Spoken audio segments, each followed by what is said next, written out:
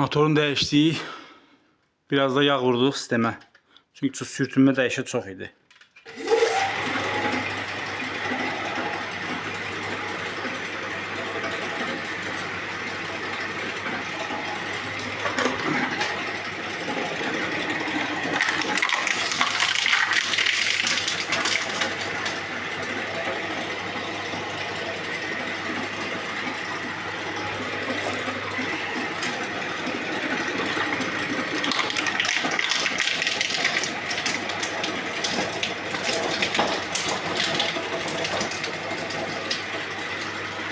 Doğruyur, pis değil.